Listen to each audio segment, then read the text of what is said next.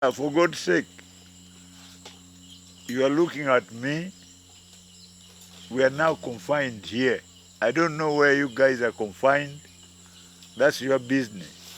But you just go on what is being told. Whoever is talking to you is an expert. That's my message. This thing is bad. It's killing the world. As simple as that. You go to the village, they might chase you away because you might go there when you are already sick. So be very careful. Me, I've already alerted people. Don't just welcome, even if it's your brother, your sister, your child, but be very, very careful. Let him die and you live. I must point out from the very beginning that the greatest challenge we have met is because of the attitude of the people and the way we view the containment measures. Let me just give a few examples to illustrate this point. It is very surprising and even disappointing that some of the elite view the containment measures as a punishment, and therefore their compliance levels are low. I pointed out earlier that these are not a punishment, they are for our own good. But there are people who continue to view these containment measures as a punishment. Now, in our rural areas, there is absolutely no social distancing. Again, this is as a result of culture and behavior. Those of you who have been to our rural areas will notice that our people in the rural areas continue to congregate in order to be able to enjoy their drink. Now, when they are challenged by enforcement officials, instead of being apologetic, they actually continue to run away, carry the pot into the bush, and they continue to drink. Now, this has been an extreme challenge for us. Now, what is also disappointing is that among these people who congregate to drink are LOC1 chairpersons. Now, these are the people who are supposed to be in the front line of compliance, but you find them in the front line of non-compliance. That is extremely very, very disappointing. A second challenge we have met, especially people in the urban areas, and only yesterday I had an argument with somebody. They have begun to say that since there is no person who has yet died in Uganda because of COVID-19, then this disease is not serious. Really? It's not serious? It is important, first of all, to say and to thank God that none has yet died in Uganda. But as you will all agree, if you look at what is happening elsewhere, people are actually dying in thousands. So it is disappointing for someone to say it is not serious. Very, very disappointing. The rural people, again, have a mistaken belief that COVID-19 is a disease of the aeroplanes. And since aeroplanes don't go to their villages, how can they get this disease? It is a disease of you people in the towns where aeroplanes come. Again, this is a mistaken belief.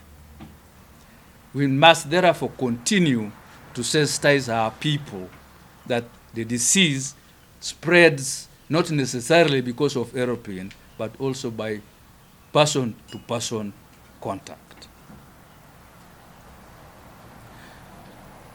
Another challenge we have met, especially by the urban youth. some of these have resorted to violence. You must have heard of a soldier who was stoned and even lost an eye. Let me take this opportunity to advise such youth. You dare to use violence? Please remember you do not have enough tools of violence. These tools are elsewhere, not with you. So, it is not therefore advisable for you to resort to violence, because you may actually pay the ultimate price. So please don't do that. It is for your own good. Let us now look at the concerns that you have raised, you as representatives of the general public. That on Saturday 18th of this month, there was a crackdown on motor vehicles, even those with the stickers were affected.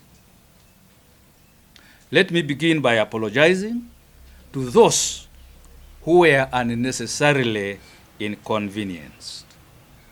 We have since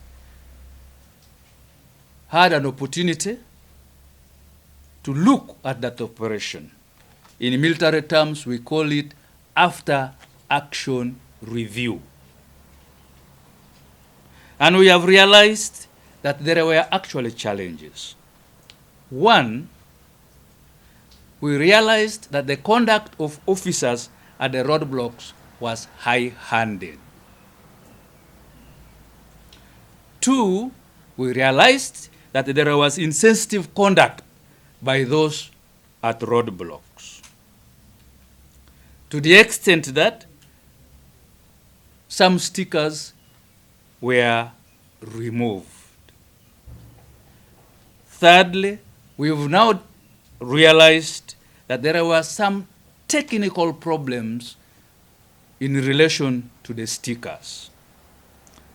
For example, some barcodes on those stickers could not be read. We also found out that the serial number on the stickers were mismatched with the vehicle and the individual bearing that sticker.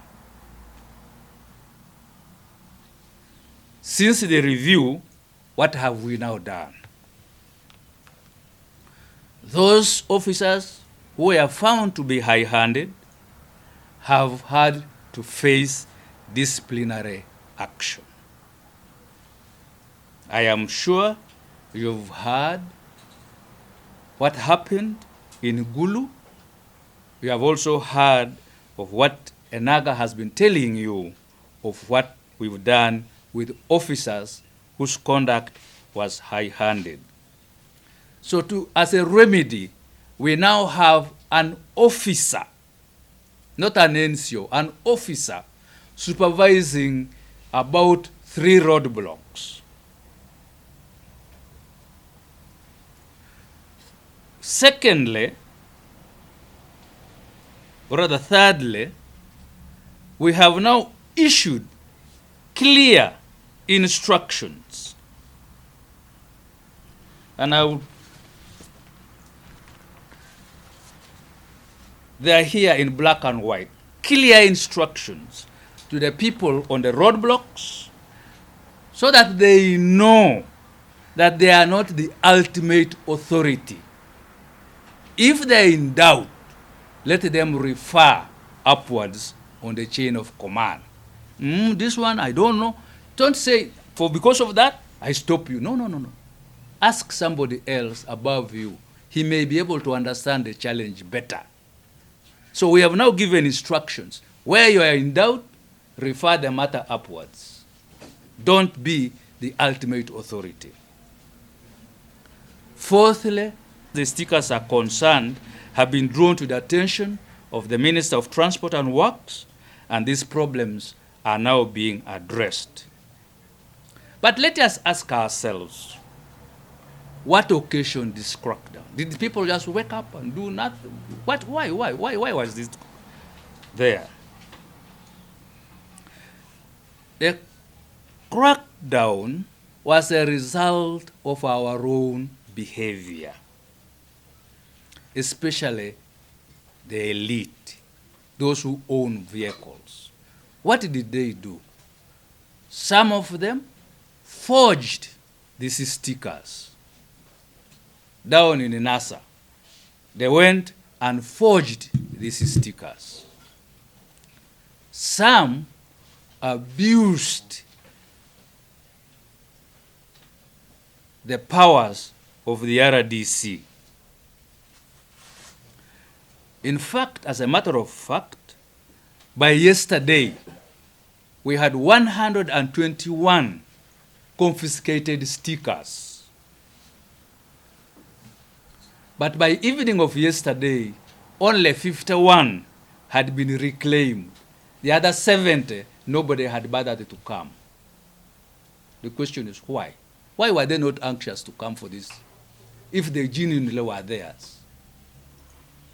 Now, of the 51 who came, 7 were actually forged.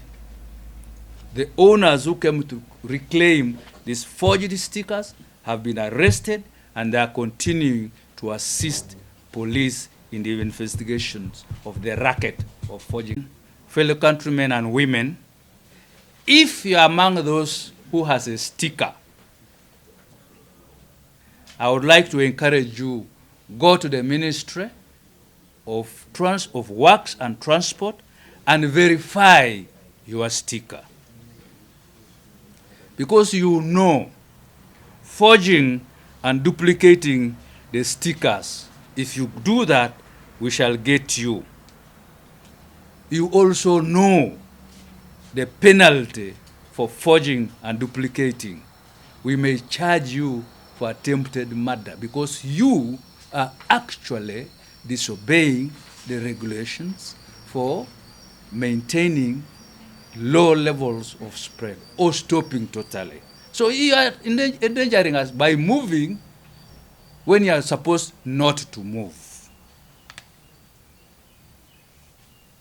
Because therefore of our conduct, we were forced to have a crackdown because we had noticed a perceptible increase in the number of vehicles as opposed to the categories that had already initially been allowed to be on our roads.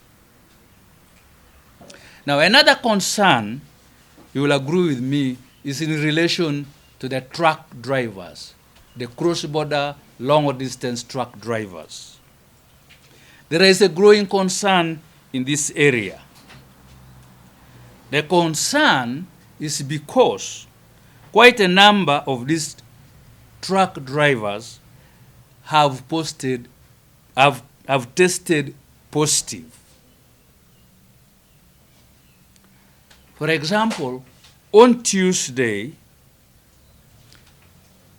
our tally of positive cases was 56. By Wednesday, yesterday, the tally was 61. This was therefore added by 5 more. Of these 5, all of them were truck drivers. 4 were Kenyans, 1 was a Tanzanian. So your concerns about truck drivers is justified. I will answer your first question in relation with what Damali asked, and indeed what Paul asked. But your second question is, 3,000, won't they congregate and therefore will not be able to maintain social distancing? That can't happen. Why? The trucks don't arrive at the same time. But the total of 3,000 is what we realize at the end of a 24-hour period. Some will come in the morning, some midday, some late in the evening. So the congregation of 3,000 won't happen. We will clear them as they come. Now you raised the question of relay driving. when will it come on board? And this relates to what Paul said. What do I think? First of all, Paul, I don't want to put the horse before the cart. What I think does not matter.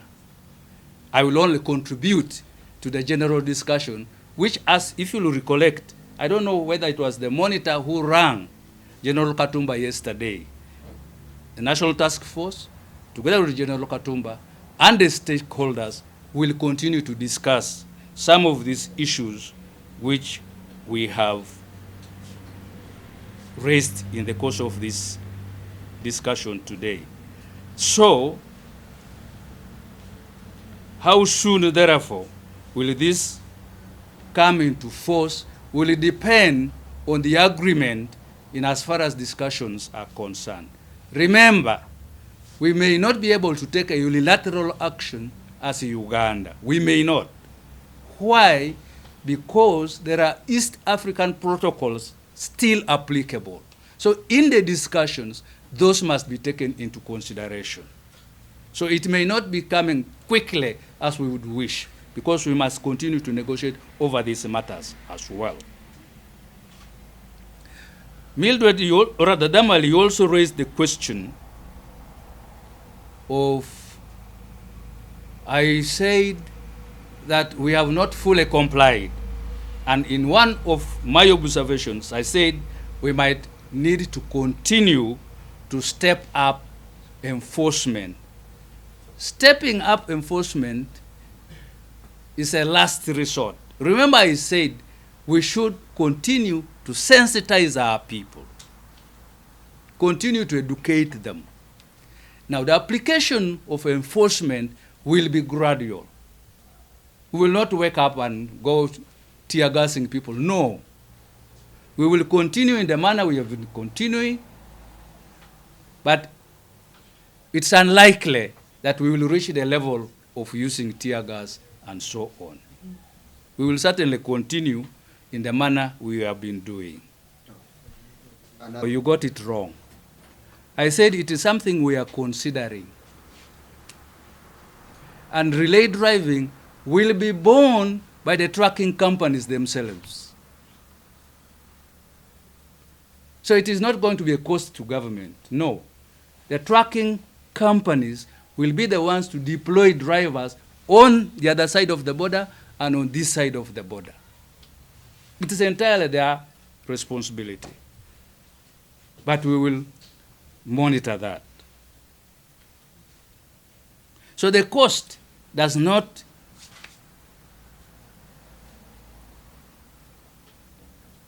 refer to relay driving. The cost refers to what is happening now when the drivers cross. You also raised the problem of whether the denial to distribute food is selective. Absolutely not. It is true there have been some politicians and sometimes even some ministers who have attempted to do that. I have taken issue with them and they stand warned. The guideline, a regulation is a regulation. None of us is above the law. And this, I think, answers partly Masaba's question. It is true there have been excesses, and as I said, it does not make sense for me to beat you in order for you to comply. It doesn't. So we take note of those excesses, and the people responsible must account, and they do account.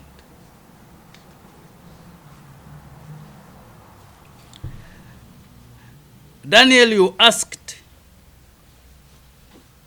what lessons have we picked so far? Daniel, I must admit, I am actually surprised. All exercise, what we have been doing, is actual assessing. So what are you now asking? We've picked lessons. I mentioned to you that there have been challenges. Those are the lessons we have picked.